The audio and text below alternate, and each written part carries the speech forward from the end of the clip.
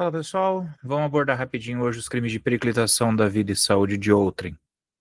Eles começam ali no artigo 130, vão ali até mais ou menos o 137. São crimes bem simples, são bem autoexplicativos, mas tem algo importante que vocês têm que saber antes da gente começar a falar sobre esses crimes. Quando a gente fala de periclitação à vida e à saúde das pessoas, essa palavrinha aqui, ó, periclitação, a gente está falando de perigo. Então, são crimes de perigo. O que isso quer dizer na prática? Isso quer dizer na prática que você não precisa de um resultado naturalístico para caracterizar a consumação desses crimes. Basta que você tenha a situação de risco propriamente dita para que o crime já esteja caracterizado. Então, não preciso de um resultado material.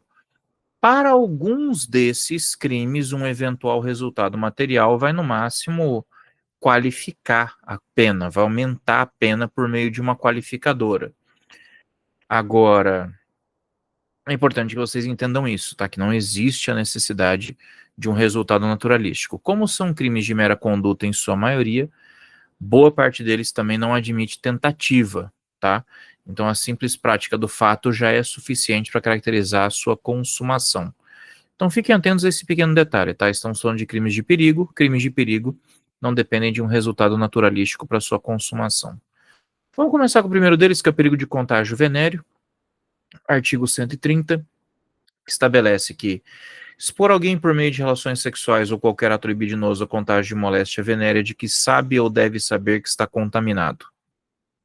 Pena de detenção de 3 meses a 1 ano ou multa. Bem, aqui basicamente o que está acontecendo é que o cara tem uma doença venérea, ele sabe que tem essa doença, ou no mínimo deveria saber ter essa doença, em razão aí de alguns sintomas que ele eventualmente desenvolva, e esse cara vai, por meio de relações sexuais ou de qualquer outro ato libidinoso que seja capaz de transmitir essa doença, ele vai lá e expõe alguém ao perigo do contágio. Esse é um ponto importante que a gente precisa falar para vocês. Não precisa haver o contágio, tá, gente? Até porque, se houver o contágio efetivamente falando, já não é um crime de perigo de contágio de doença venérea. Vai ser uma lesão corporal, já que você vai ter causado ali danos à integridade física da pessoa. Então tem que ficar ligado nesse detalhe. Basta que você tenha praticado um ato capaz de transmitir a doença, e você tem que saber ou deveria saber que tem essa doença, para que esse crime já esteja caracterizado. Agora, é interessante, porque quando a gente fala que você deve saber ou sabe que tem a doença, a gente enxerga que esse artigo 130, pelo menos na forma do caput, está trabalhando com aquilo que nós chamamos de dolo eventual. O que é o dolo eventual? O dolo eventual, você não tem a intenção de transmitir a doença, mas você assume o risco de fazê-lo. É aquela história, o famoso dane-se, né? Você sabe que você está doente, ou você pelo menos tem condições de saber que está doente em razão dos sintomas que você desenvolveu, mas dane-se, você vai manter relações sem proteção mesmo assim, e a pessoa que se lasque, né? É nesse tipo de situação que a gente enquadra o perigo de contágio de doença venérea. Lembrando que a vítima não precisa ser contaminada, tá? Se houver a contaminação efetiva, lesão corporal. Aqui a pessoa responde apenas pelo risco da contaminação. Pena de detenção de 3 meses a 1 ano ou multa. Isso explica por que a pena é tão baixa, tá? Não houve de fato uma contaminação. O máximo que houve foi o risco de contaminação. Daí a importância de você trabalhar essa ideia de uma pena um pouquinho menor. Parágrafo 1º, ele afasta o dolo eventual e aí ele traz o dolo direto. Ele fala, se a intenção do agente é transmitir a doença. De novo, não precisa ter transmitido. Aqui a única coisa que está mudando aqui para essa forma qualificada do parágrafo 1º é o dolo. Enquanto o caput trabalha com dolo eventual, que é aquele que você não tem a intenção, mas você assume o risco de fazer, aqui no parágrafo 1º você está agindo intencionalmente, dolosamente. Você quer transmitir a doença. Esse é o ponto. A pena vai ser de reclusão de 1 a 4 anos, mesmo que a pessoa não tenha pego a doença. Se chega a ser contaminada, vai para lesão corporal. Dependendo do grau da doença, vai pegar uma pena bem maior. Somente se procede mediante representação, parágrafo 2º, isso aqui estabelece que a ação penal é uma ação penal pública condicionada à representação. O prazo de representação é de 6 meses, tá, gente? A partir da data do conhecimento do fato. Importante a gente destacar também, tá, pessoal? A representação, ela é uma condição sine qua non para que você possa promover essa ação penal. Sem que você represente contra o autor, você não pode processá-lo. O poder público não pode processá-lo. O judiciário não pode processá-lo. Então você tem que ter essa consciência que isso aqui age como uma condição de procedimentabilidade, tá? Perigo de contágio venérea é só isso. E aí é interessante a gente notar que ele foca especialmente nas doenças sexualmente transmissíveis. Tá, professor, mas e se for uma outra doença grave qualquer que não seja de contágio venéreo? Aí entra o 131, que é o perigo de contágio de doença grave, que poderia ser um Covid, por exemplo, que poderia ser uma hanseníase, por exemplo, que poderia ser uma outra doença que não uma doença sexualmente transmissível. Praticar com o fim de transmitir a outra em moléstia grave de que está contaminado, praticar com o fim de transmitir a outra em moléstia grave, ato capaz de produzir o contágio. Então, de novo, o fato é um ato que você tenha praticado capaz de transmitir essa doença. Aí tem uma situação que é no mínimo interessante, né? Deixa eu pegar aqui uma água. Temos uma situação que é no mínimo interessante. O artigo anterior, que fala de doença venérea, ele permite dolo eventual e ele qualifica pelo dolo direto. Esse 131, ele só prevê dolo direto, ele não prevê dolo eventual. Por quê? Muito simples. Doenças sexualmente transmissíveis, pessoal, só podem ser transmitidas por meio de contato, por meio de relação sexual ou ato libidinoso. Não há uma outra forma de contágio. Então, exige uma conduta mais comissiva, vamos dizer assim, por parte do autor. Exige uma conduta mais ativa, vamos colocar assim. No caso de uma moléstia grave, existem doenças graves que podem ser transmitidas pelo ar, por vias aéreas. O Covid, por exemplo. Imagine que uma pessoa está passando mal, resolve pegar um ônibus para ir para o posto de saúde e nisso acaba passando Covid para umas 10 pessoas. Você vai dizer que ela praticou um ato com o fim de transmitir doença? Não. Ah, mas ela assumiu o risco quando pegou o ônibus. Tá, mas a assunção de risco não está aqui. Para ter o perigo de contágio de moléstia grave, só quando a pessoa tiver o dolo direto, só quando houver a clara intenção de transmitir a doença. Inclusive, a pena é a mesma do crime anterior na forma qualificada, pena de reclusão de 1 a 4 anos. Como que isso aqui acontece, por exemplo? Aqueles casos clássicos que vocês devem ter visto na imprensa, por exemplo, de gente espirrando de propósito em cima de fruta no supermercado, os caras estavam cuspindo em botão de elevador para tentar contaminar os lugares que as pessoas tocavam, etc. Isso eram atos capazes de produzir contágio de uma moléstia grave que era a Covid-19. Quem foi pego fazendo isso na época respondeu.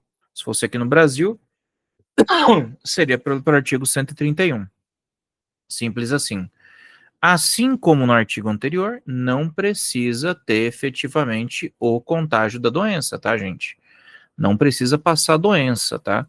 Assim como no artigo anterior, basta que você pratique um ato capaz de transmitir a doença e exponha a pessoa ao perigo de contágio para que o crime já esteja consumado. Se a doença vier a ser transmitida, aí, meu amigo, é aplicar a lesão corporal e vida que segue.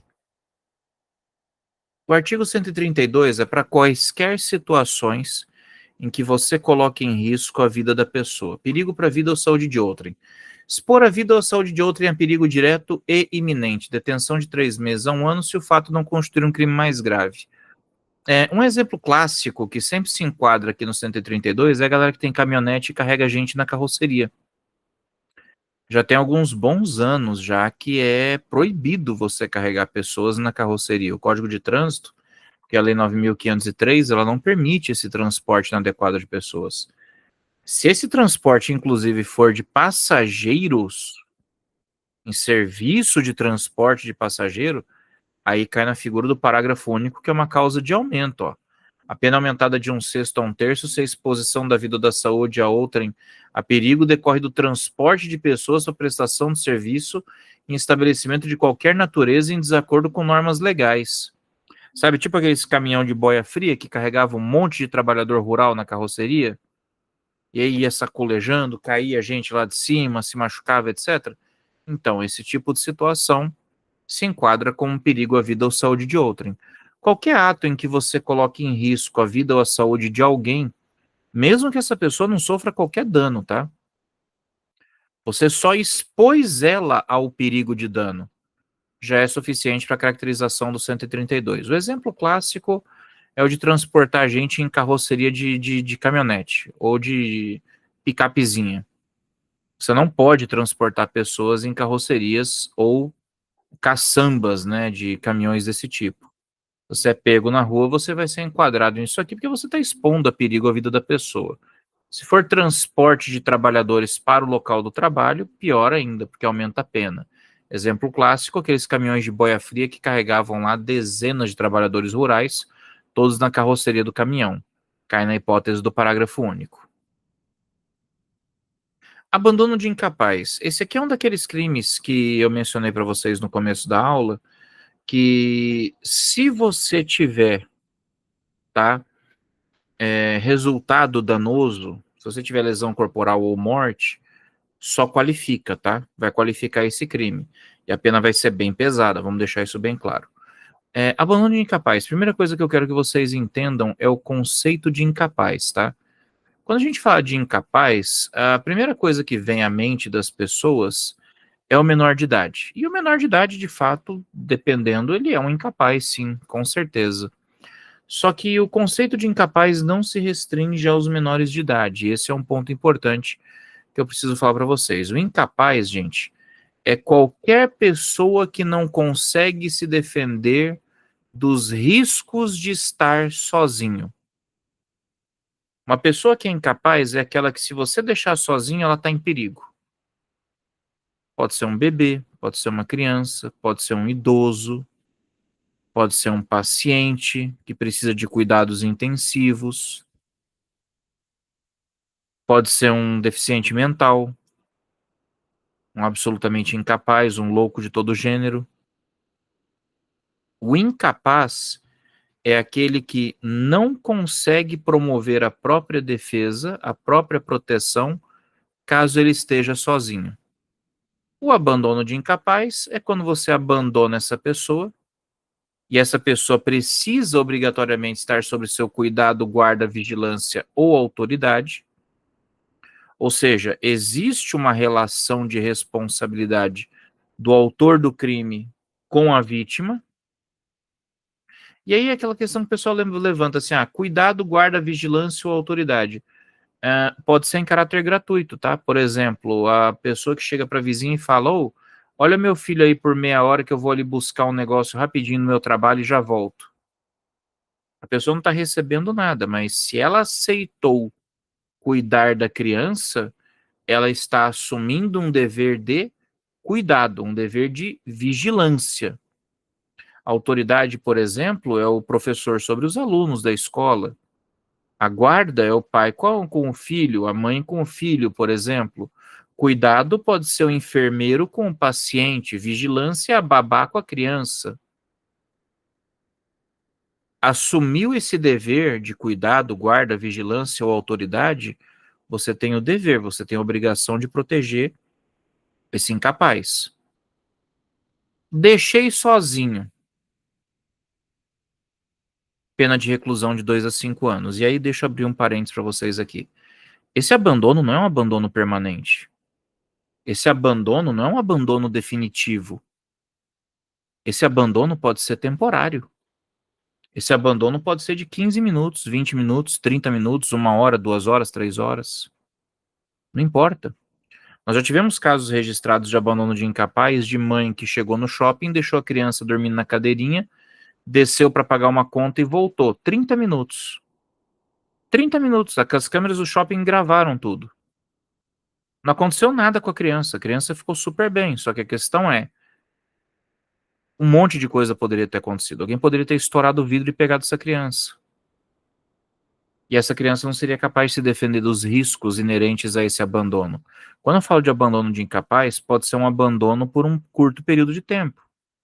A mãe que sai para trabalhar e deixa a criança menor sozinha em casa assistindo TV. Isso é um abandono de incapaz. Já vimos várias reportagens desse tipo, né?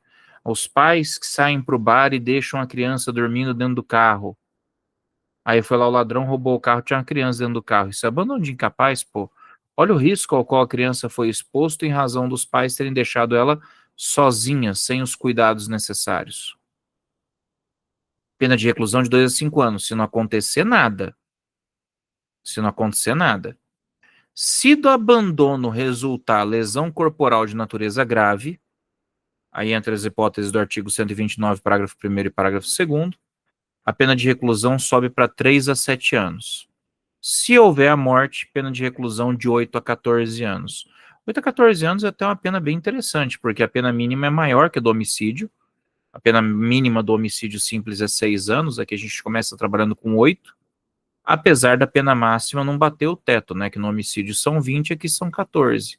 Mas mesmo assim, o abandono de incapaz com resultado morte 8 a 14 anos, tá bem interessante. Isso são só as formas qualificadas, nem tô entrando ainda nas causas de aumento, tá? Causas de aumento de penas. Penas são aumentadas de 1/3 se o abandono ocorre em lugar ermo. Como assim lugar ermo? Lugar ermo, o pessoal geralmente associa com local distante, tá? É muito ermo, é muito distante. É mais do que distante, tá? Lugar ermo é um lugar isolado. É um lugar com baixa circulação de pessoas. Se menos pessoas circulam, menos chances tem da pessoa que é incapaz ser socorrida na hipótese do abandono, o que aumenta exponencialmente a situação de risco. Então, se o abandono ocorre em um lugar isolado, em um lugar mais distante, o perigo escala, o perigo aumenta, já que você tem menos pessoas que podem prestar socorro. Se o agente for ascendente ou descendente, cônjuge, irmão, tutor ou curador da vítima. Autoexplicativo, tá, pessoal? Qualquer uma das pessoas relacionadas aqui no inciso 2 automaticamente aumenta em 1/3. Pai que abandonou o filho, filho que abandonou o pai, marido que abandonou a esposa, ou esposa que abandonou o marido, irmão, tutor, curador. Claro que nesses casos, a pessoa abandonada tem de ser incapaz. A gente está falando de abandono de incapaz. Então, por exemplo, é o pai que abandona o filho incapaz. Por exemplo, a criança de 6 anos sozinha em casa. Ou o filho que abandona o pai, que já é idoso, maior de 60 anos, 70 anos, 80 anos. Está numa cama, inválido. Tem que estar sendo acompanhado com frequência. O marido que abandona a esposa incapaz, que sofreu um acidente, tem uma paralisia cerebral. O irmão, mesma situação. Tutor e curador, mesma situação. Menores. Não basta que seja um agente ascendente, descendente, cônjuge, irmão, tutor ou curador. A gente está falando de um incapaz. A vítima tem de ser incapaz, juridicamente falando, de se defender dos riscos do abandono. Se a vítima for maior de 60 anos, automático, isso aqui foi incluído pelo Estatuto do Idoso, bateu mais de 60 anos, já aumenta a pena também. Isso é abandono de incapaz. O que é importante vocês guardarem com relação ao abandono de incapaz? Não se esqueçam esse detalhe, tá, gente? O abandono de incapaz, ele não é permanente. Ele não é aquele abandono de você largar na porta do orfanato, etc. Não, não, não, não, não, não. O pai que deixou a criança sozinha em casa para ir na padaria comprar um pão e já voltou. Não aconteceu nada com a criança. Beleza, mas houve o cometimento do crime. Houve o abandono de incapaz. O pai que vai no supermercado e deixa a criança trancada sozinha dentro do carro. Se chegar um policial e encontrar esse tipo de situação, prende o cara em flagrante por abandono de incapaz. O abandono de incapaz é o abandono que expõe a risco aquele que é incapaz de se defender dos riscos decorrentes do abandono. Simples assim. O 134 é uma situação no mínimo engraçada, porque o 134 é o exposição ao abandono de recém-nascido. Mas já vou adiantar para vocês, tá, gente? Este artigo inteiro está derrogado, ele não produz mais efeitos hoje no direito penal brasileiro. Se você abandonar um recém-nascido, você vai aplicar o abandono de incapaz do 133. Esse artigo 134 aqui você não aplica mais. Porque olha só, presta atenção no detalhe. Expor ou abandonar recém-nascido para ocultar desonra própria, detenção de 6 meses a 2 anos. Pô, peraí, professor. Abandonar um recém-nascido tem pena de detenção de 6 meses a 2 anos. Mas abandonar um incapaz tem pena de reclusão de 2 a 5. E atenção, essa pena de reclusão de 2 a 5 foi incluída por uma lei desse ano, tá? A 15.163. Se você estiver com o Código Penal de 2025, primeira tiragem, ou se você estiver com o Código 2024, você vai estar com as penas antigas. Eu vou contar para vocês aqui rapidinho por que houve essa mudança na pena, tá? Existe um crime que é relacionado a maus tratos e abandono de animais lá na Lei de Crimes Ambientais, a 9.605. E abandonar animal ou maltratar animal estava com uma pena mais grave do que maltratar ou abandonar um ser humano. Então o pessoal aprovou essa 15.163 para dar uma modulada e pelo menos igualar a situação, que estava meio feio, sabe? A pena estava mais baixa no Código Penal. Mas voltando. Ô, professor, peraí, abandono de incapaz 2 a 5 anos, mas abandonar um recém-nascido 6 meses a 2 anos? Caramba, é menos grave abandonar um recém-nascido? Pois é, mas dá uma olhada bem na redação do caput do 134. Expor ou abandonar recém-nascido para ocultar desonra própria. O que isso quer dizer? Isso aqui quer dizer que esse artigo ele tem aqui alguns resquícios, alguns traços, alguns ranços, né? De uma época em que o direito penal admitia a chamada legítima defesa da honra. Então, você podia praticar esse tipo de ato para ocultar uma desonra própria, né? Para você poder ocultar esses elementos que fazem mal à sua reputação, ao seu nome, etc. A legítima defesa da honra já não existe mais, ela já não é admitida jamais há muito tempo. Então, até perdeu o sentido você manter um artigo como esse. Você vê, o abandono de recém-nascido qualificado pelo resultado morte é quase a mesma pena do abandono de incapaz na forma simples. Então, esse artigo 134, ele se baseava fortemente na ideia da legítima defesa da honra. E na época da legítima defesa da honra, o bem jurídico mais importante protegido pela Constituição era exatamente a honra. Você podia matar alguém em nome da sua honra. Isso não se aplica mais no direito penal moderno. Então, esqueçam esse 134. Ele está derrogado. Derrogado significa que ele perdeu a sua eficácia, tá? Ele não produz mais efeitos, apesar de estar vigente na lei. Ele é um exemplo clássico de lei vigente e ineficaz. Ele está em vigor, mas ele não produz efeitos. Omissão de socorro ele é bem interessante, só que eu preciso fazer um paralelo também com a Lei 9.503, que estabelece os crimes de trânsito brasileiros. Porque lá nos crimes de trânsito você também tem uma omissão de socorro, tá? Então, para o Código Penal, a gente nunca vai usar os exemplos de uma omissão de socorro decorrente de um acidente de trânsito, ou de um atropelamento, ou coisa desse tipo. Se a omissão de socorro for decorrente desse tipo de situação, de um atropelamento, de um acidente de trânsito, etc., você tem que discutir a omissão de socorro lá na Lei 9.503. Tanto o artigo 302 e 303, que tratam do homicídio culposo de trânsito e lesão culposa de trânsito, prevêem hipóteses de aumento de pena nos casos de omissão de socorro. Mas se não me falha a memória, a gente também tem um artigo 304 que é específico para omissão de socorro dentro do contexto do Código de Trânsito brasileiro, tá?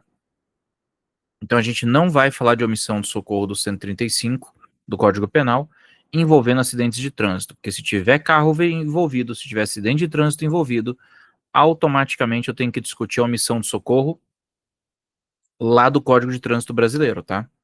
Primeira coisa que vocês têm que saber. O que é omissão de socorro?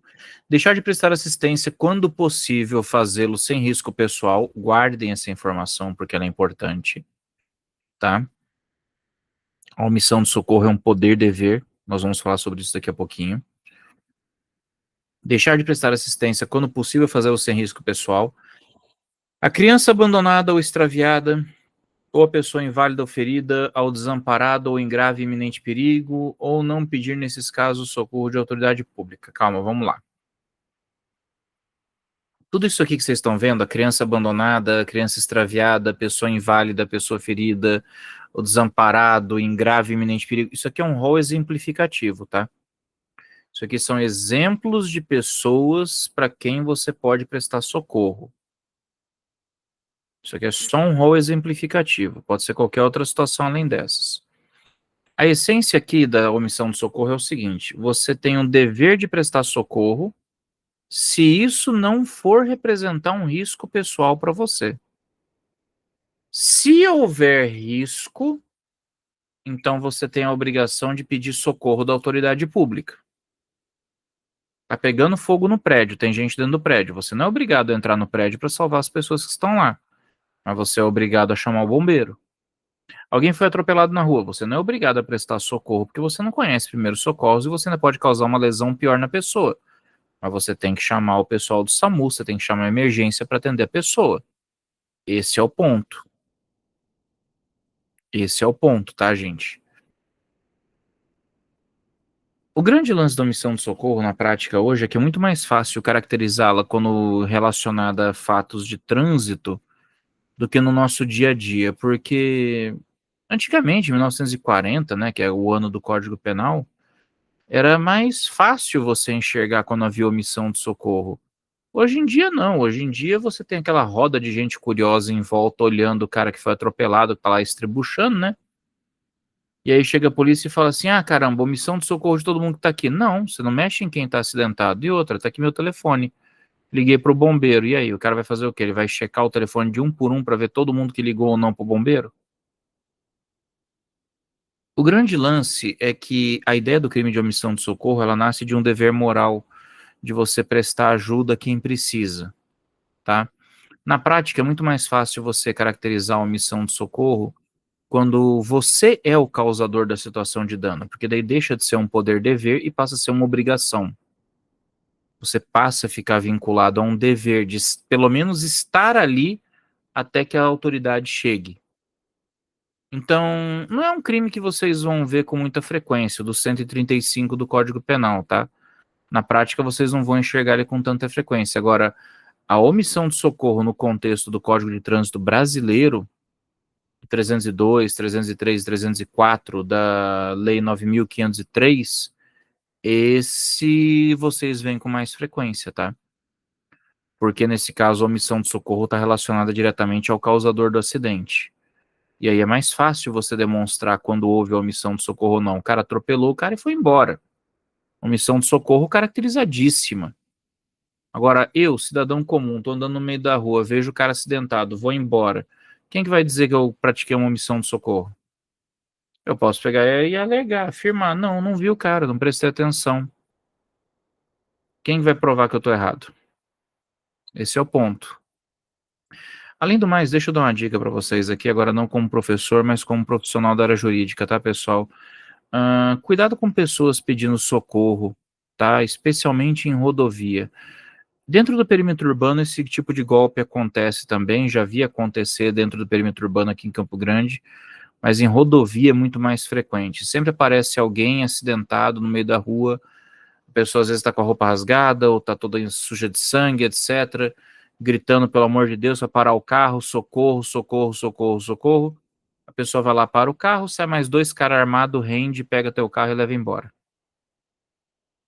Se vocês encontrarem uma pessoa eventualmente gritando socorro, pedindo socorro, etc., pessoal, na boa, meu conselho para vocês, não para o carro, não presta socorro. Pega o telefone, liga para o 190, liga para o 193, reporta, fala o local em que você viu a situação, se identifica, olha, acabei de cruzar aqui na BR-163, no quilômetro 12, apareceu um cara aqui gritando, pedindo socorro, todo ensanguentado. Não consegui parar porque eu estava em alta velocidade, mas estou reportando para vocês. Ah, mas não tem sinal do celular. Beleza, quando tiver sinal do celular, você vai lá e reporta ou você ignora o feito. Mas tomem cuidado, porque existem muitos criminosos que usam situações que ensejariam, né, um socorro, uma ajuda, etc., para aplicar golpes, para cometerem crimes. Então, não sejam vítimas aí desse tipo de fraude, não sejam vítimas desse tipo de golpe, tá? Prestem atenção aí para vocês não serem uma próxima vítima. Isso não é o professor falando, isso é o advogado falando, tá, gente? Condicionamento de atendimento médico hospitalar 135A. Esse aqui já aconteceu mais no passado. Às vezes ainda acontece, mas é importante a gente saber que agora já é crime. Já tem um bom tempo até que já é crime, né? Exigir cheque calção, nota promissória ou qualquer garantia, bem como preenchimento prévio de formulários administrativos, como condição para atendimento médico hospitalar emergencial. Detenção de 3 meses a 1 ano e multa. O que acontecia muito antigamente? Chegava a pessoa em situação de emergência, acidentada, atropelada, fosse a situação que fosse, queimada, chegava no hospital, falava, gente, pelo amor de Deus, emergência, tem que atender, tem que atender, tem que atender. Não, não, peraí, antes você vai ter que preencher aqui um formulário. Não, não, não, antes você tem que assinar uma promissória, ou você vai ter que deixar um cheque aí, porque eu não sei se vocês depois vão pagar, etc e tal. Acontecia isso muito aqui, no Brasil inteiro. Isso acontecia muito no Brasil inteiro. Gente, situação de emergência, atendimento médico hospitalar emergencial, o próprio nome diz, é emergência, tem que entrar tratando na hora, tem que entrar socorrendo na hora. Não é para ficar esperando. O atendimento médico emergencial é na hora. Depois preenche ficha, depois faz cadastro, depois pega documento, depois discute pagamento. E se a pessoa quiser dar o calote, etc e tal, meu amigo, você vai lá, você tem os documentos, você tem o nome, você tem tudo, chama a polícia, faz BO, você tem as opções jurídicas para buscar a compensação. Agora, você deixar uma pessoa que está em situação de risco, que está naquele perigo em mora, que é o perigo da demora, podendo vir a óbito, inclusive, ou podendo agravar a situação de saúde dela, porque você está barrando o atendimento para condicioná-lo a um preenchimento burocrático de uma ficha, ou a apresentação de uma garantia pecuniária que seja, para que vai garantir o pagamento. Gente, isso é crime, detenção de 3 meses a 1 ano e multa. A quem vai ser aplicada a detenção? A quem deu a ordem de condicionamento, tá? A quem deu a ordem para exigir o documento ou a garantia. Se a ordem partir, por exemplo, do diretor do hospital, é o diretor do hospital que vai responder por esse crime. A pena aumentada até o dobro se da negativa de atendimento houver lesão corporal de natureza grave, ou seja, se agravar o estado da pessoa para uma das situações ali do parágrafo 1º e parágrafo 2º do artigo 129, e até o triplo se resultar a morte. Nós tivemos um caso que ficou bem emblemático, que apareceu esses dias no jornal de uma mulher, esposa de um pastor, me parece, que chegou no posto de saúde falando que estava passando mal, passando mal, passando mal, passando mal, 1 hora, 2 horas, 3 horas sem atendimento e passando mal, e o marido filmando tudo, e tem tudo filmado. De repente a mulher pifou e morreu, meu amigo. De repente a mulher pifou e morreu. O que estavam exigindo? Estavam exigindo preenchimento de ficha, estavam exigindo que tivesse triagem primeiro, que passasse por uma verificação por meio de um médico para verificar a situação antes, etc. Quer dizer, você cria condições de atendimento, você cria burocracias que atrasam o atendimento emergencial, ampliando o risco ao qual a pessoa está exposta. A pessoa chega numa unidade de pronto atendimento, a pessoa chega num pronto-socorro, a pessoa chega num hospital, verificou que a situação é emergencial, verificou que a situação é grave, meu amigo, atende primeiro, burocracia depois. Simples assim. Simples assim. Se você criar entraves burocráticos para o atendimento médico hospitalar de emergência, detenção de 3 meses a 1 ano para você. Se a pessoa sofrer lesões por causa disso, dobra a pena. Se a pessoa vier a óbito, triplica a pena. Maus tratos do artigo 136. Esse aqui é um crime que também define, né, a necessidade de uma relação pré-estabelecida entre o autor do fato e a vítima. Tem de existir uma relação entre o autor e a vítima, tá? Para que possa existir maus tratos. Expor a perigo a vida ou a saúde de uma pessoa que esteja sob sua autoridade, guarda ou vigilância, para fins de educação, ensino, tratamento ou custódia. Aí aqui ele traz alguns exemplos, tá? Quer privando de alimentação ou de cuidados indispensáveis, quer sujeitando a trabalho excessivo ou inadequado, quer abusando de meios de correção ou disciplina. Reclusão de 2 a 5 anos, percebam que é a mesma lei 15.163 que eu tinha mencionado para vocês ali do abandono de incapaz.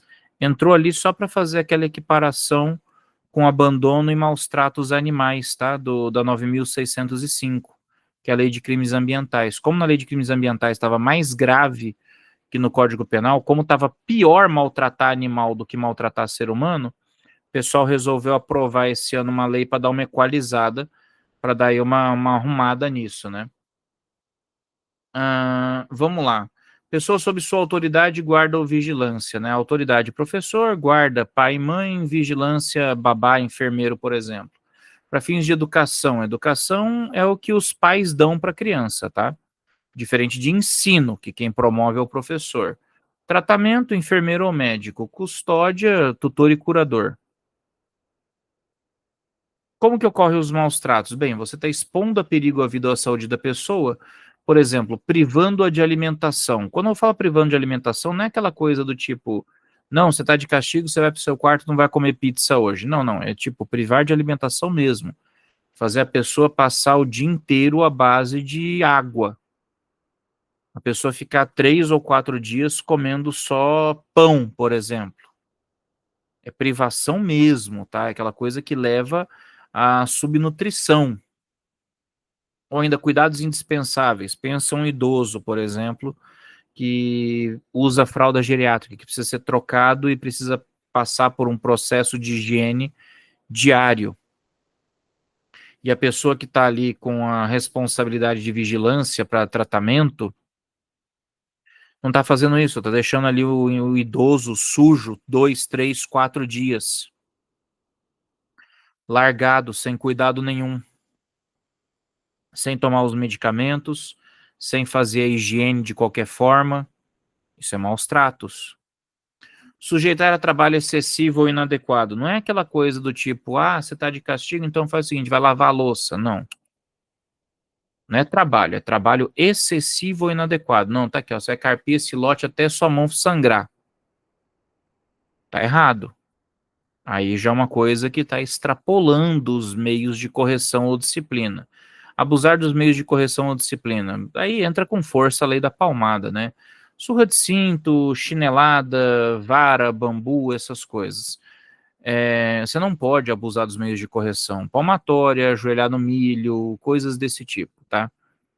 Esse tipo de situação também se caracteriza como maus tratos. Qualquer uma situação dessa aí, dentro desse contexto que a gente viu de uma relação de autoridade, guarda ou vigilância, vai ensejar uma reclusão aí de 2 a 5 anos. Lembrando que nesses casos, a vítima não precisa sofrer sequer lesão leve, tá? Basta que haja perigo à vida ou à saúde. Ela não tem que ter sofrido efetivamente nenhum dano. Basta que tenha havido risco de dano à vida ou risco de dano à saúde para caracterização da pena de 2 a 5 anos. Se do fato resultar lesão natural de natureza grave, reclusão de 3 a 7 anos. Se houver morte, 8 a 14 anos. As mesmas penas ali do abandono de incapaz que a gente já viu, tá? Aumenta-se a pena de 1/3 se o crime é cometido contra menor de 14 anos. Aqui tem uma omissão notável, sabe? Que lá no abandono de incapaz, ele tem o aumento de pena para maior de 60 anos. E aqui nos maus tratos eles não colocaram. E é uma coisa, no mínimo, engraçada, né? Poderiam ter colocado aumento de pena se o crime é contra menor de 14 ou maior de 60. Não faria mal, para ser sincero, né? Mas como vocês percebem que isso aqui é de 1990, o pessoal que mexeu com essa lei aqui nem se preocupou em dar uma revisada no parágrafo 3º, né? Poderiam ter incluído idoso aqui também. Mal não faria nenhum. Aí nós temos o crime de rixa, tem um capítulo próprio, um crime próprio, e você fala, tá, beleza, professor, o que é o crime de rixa? O crime de rixa é participar de rixa. Muito bom. Essas redações me emocionam, mas vamos lá, vou explicar para vocês o que é. O que é a rixa? Rixa é quando você tem uma briga de 2 ou mais pessoas e você não consegue determinar quem começou. Geralmente a rixa tem a participação de várias pessoas. É um crime que naturalmente é plurissubjetivo. Ele precisa de várias pessoas para que ele possa acontecer. E basicamente o crime é você participar da rixa, salvo se for para separar os contendores, ou seja, separar quem está se batendo. Você vê lá 3 caras se batendo, 3 caras saindo na porrada, você entra no meio para tentar separar todo mundo. Beleza, você não vai responder por rixa. Agora, é tentar separar, tá? Aquele negócio assim, pessoal, parto na voadora. Não, aí você tá participando da rixa também, né, meu amigo? Separar na voadora não conta, tá? Mas isso aqui é um crime plurissubjetivo. Você precisa de 2 ou mais pessoas para que ele possa ser devidamente caracterizado. Exemplos clássicos de rixa: briga de torcida, briga de gangue, tá? Quando tem briga de torcida, a torcida do Palmeiras enfrentou a torcida do Corinthians, a torcida do Flamengo saiu na porrada com a torcida do Botafogo. Essas brigas de torcida que você não tem como determinar quem começou, é o que a gente chama de crime de rixa. Qual que é o procedimento mais simples? Pega todos os envolvidos que puderem ser identificados, pena de detenção de 15 dias a 2 meses ou multa para todo mundo. Vai virar termo circunstanciado de ocorrência ou vai virar multa, vida que segue, não tem problema nenhum. Parágrafo único. Se houver morte ou lesão corporal de natureza grave, aplica-se pelo fato da participação na rixa a pena de detenção de 6 meses a 2 anos. Aí você percebe, né? Alguém morreu ou alguém sofreu uma lesão grave durante a rixa. Todo mundo vai responder com 6 meses a 2 anos, mas tem uma condição para a gente poder aplicar esse parágrafo único, tá, pessoal? E aí vocês têm que ficar ligados nisso. Eu só vou aplicar esse parágrafo único, essa pena para todo mundo aí dessa forma, como vocês estão vendo, se eu não conseguir determinar quem foi o causador da morte ou da lesão grave. Se eu tenho, por exemplo, uma câmera de segurança que fez a imagem e identificou quem foi o responsável responde pela lesão grave, responde pelo homicídio, e os demais que participaram e auxiliaram, quer queira, quer não, no cometimento do fato, vão pegar a pena de 6 meses a 2 anos. Os participantes pegam 6 meses a 2 anos. Agora, se eu não tiver testemunha, se eu não tiver câmera, se eu não tiver nada, todo mundo pega 6 meses a 2 anos e vida que segue. Simples assim. Rixa é só isso. Rixa é só isso. Já não é mais crime de perigo, tá, gente? Já não é mais crime de perigo, tá? Vamos deixar bem claro que ele está num capítulo à parte, que é o capítulo dos crimes de rixa. Então, isso aqui nós já superamos os crimes de perigo. Estamos em um outro tipo de crime. Pessoal, com isso a gente fecha os crimes de periclitação, a gente faz o crime de rixa. Próxima aula, a gente já viu em sala os crimes contra a honra. A gente vai dar continuidade no próximo vídeo com os crimes contra a liberdade individual, a gente já fez também. Já começamos os crimes contra o patrimônio. Precisamos fazer os crimes contra a inviolabilidade de domicílio. Vamos falar sobre isso em breve.